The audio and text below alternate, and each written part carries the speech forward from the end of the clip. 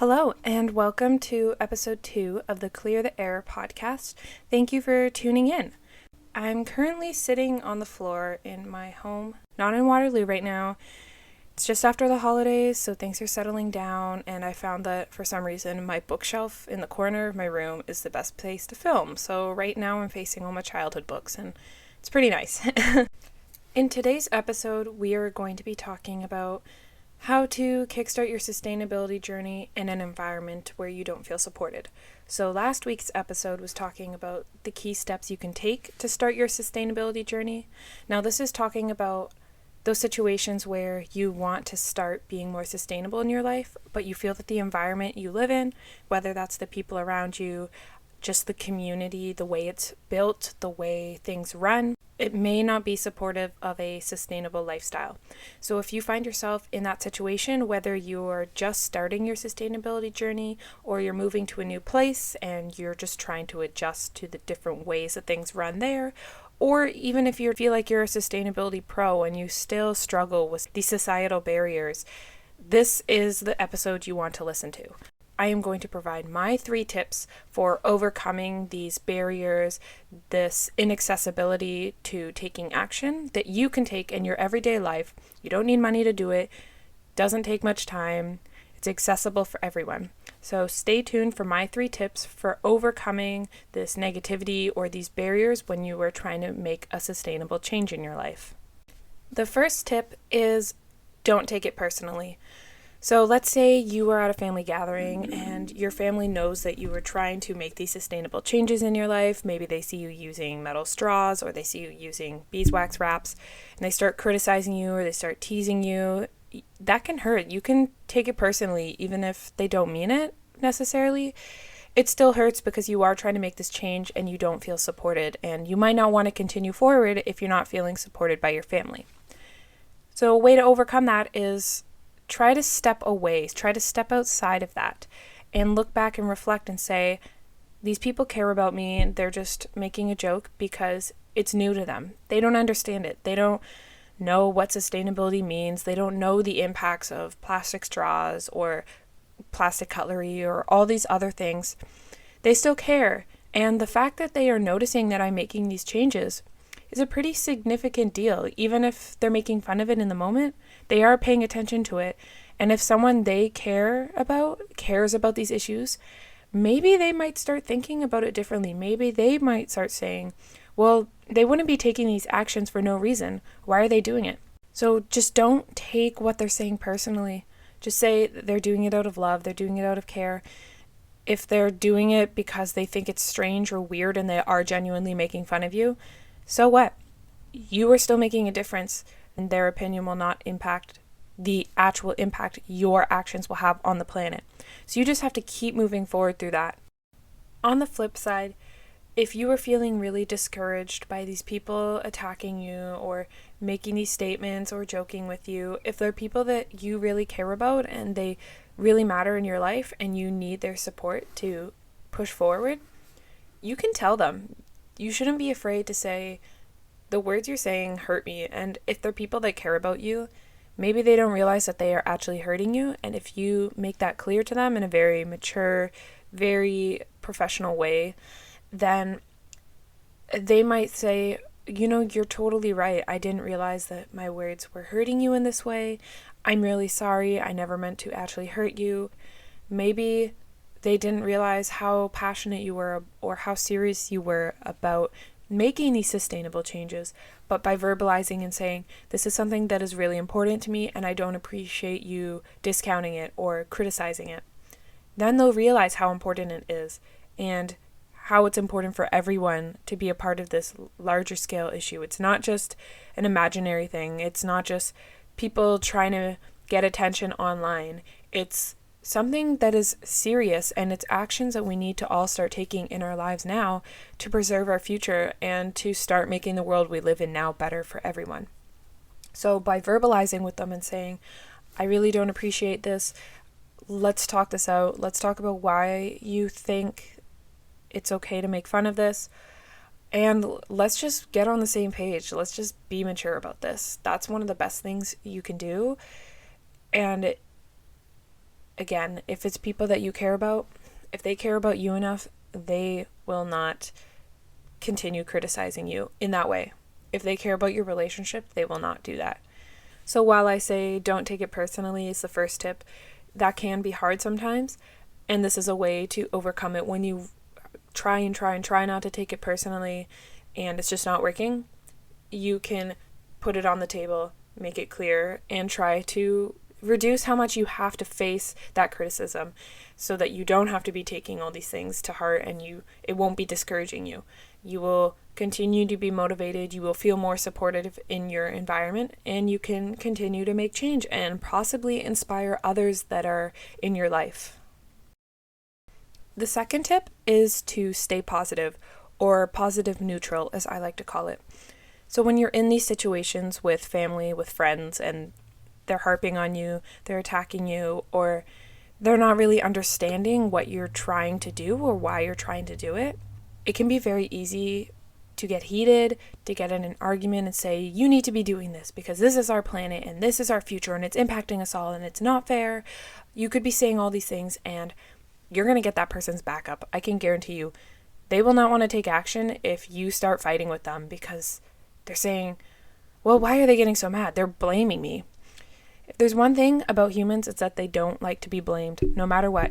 Even if it is someone's fault for something, they don't want to be blamed. And by attacking them, by getting angry, by getting really negative, even if it is out of passion and out of concern, you are going to get that person's back up and they will not want to make a change. And in order for us to make a large-scale change in the world, more and more people need to start taking action. So by getting people's backs up, they won't want to contribute to this sustainability movement, and it will be really hard to ever get them on board if they feel like, well, the person who's really passionate is also really angry. And that kind of fuels this environmentalist, hippie stereotype, which you don't want to convey because it's not true at all. But in those moments where you get really passionate and really heated about things that you care about, it can come across that way. So you just have to remember to be positive neutral. And to do that, the way I like to think of it is if they're making a joke and saying, well, your straw doesn't make a difference because there's still going to be a straw that ends up here, or comment about sea turtles or something that really angers you, just say, okay. Sometimes I just say, okay, cool. Believe what you want to believe. I will believe what I want to believe. This is my future. I care about my future. I care about where I will be, where my friends will be, my family, and future generations. And I just leave it at that. I don't attack them. I don't say your opinion is wrong.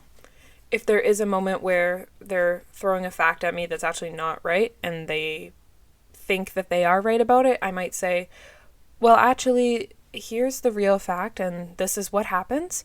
I can give you more information about it if you like. If you don't, that's all I can offer. I am going to keep going on with my life. We can agree to disagree, and that's it. End of story. And in those moments, you really, really might want to fight with someone and you might want to win that argument. But in the long run, when you look back, you'll say, I did win that argument in a sense. I came out the stronger person. I didn't let their criticisms, I didn't let them trying to rile me up work. I kept mature. I stood my ground and I still got my opinion across. And they might respect that. And who knows, they might say, wow, they're not some crazy stereotype hippie angry person. They are actually mature. They know what they're talking about. They're very wise and responsible. Maybe they're right. So again, you might inspire someone to take action just by handling the situation more maturely. The last tip number 3, is when you find yourself in these situations where you're surrounded by people who may not have the same ideas or may not be supporting sustainability in their own life. Let's say you don't use any type of plastic wrap and then you come home and they only use plastic wrap. Or if you're in a community where you're used to composting and they don't have composting here and you just really struggle to make that adjustment and not be able to compost and throw all your food waste in the garbage, that can be a hard adjustment. So if you find yourself in these environments, my last tip is to find something that inspires you, that you can relate to. So let's say you want to throw your things in the compost, but there is no compost bin. And you might feel defeated. You might say, well, what can I do? There's nothing I can do. I can't incorporate sustainability into my lifestyle or into my food choices when that barrier is there, that physical barrier is there. So what you can do instead is, instead of getting defeated, you can find inspiration and you can find ways to be creative with the problem you're facing. So if you can't compost through municipal composting, maybe you can try backyard composting. Maybe you can find ways to repurpose the food scraps. Maybe you aren't even wasting, or maybe the food that you're wasting isn't actually food that needs to be wasted. Maybe it is avoidable food waste, but you never thought of it that way.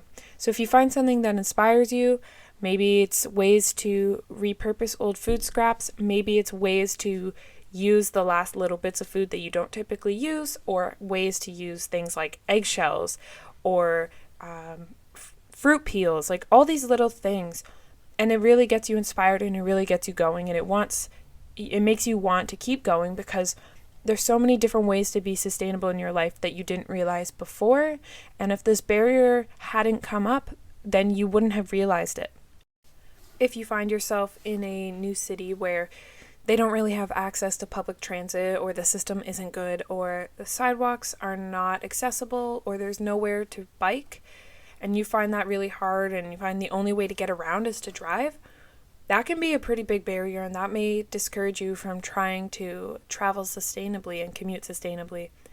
But that doesn't mean you can't take action and you can't make impact in your own community. Maybe you can look to other communities who have faced these type of issues and see if there's a local activist that has made these type of changes. I know so many organizations, and an organization I'm working with myself, who have work to make active transport, which is things like walking and biking, more accessible in communities. So they're looking around these communities, they're identifying the key traffic areas and how they can incorporate more sustainable travel methods into those areas. And at first it doesn't seem like something that's possible because it's such an environment that doesn't support sustainable travel. But as you start looking around and as you start seeing other projects who have made similar impacts by facing these issues, you can say, okay, so it is possible.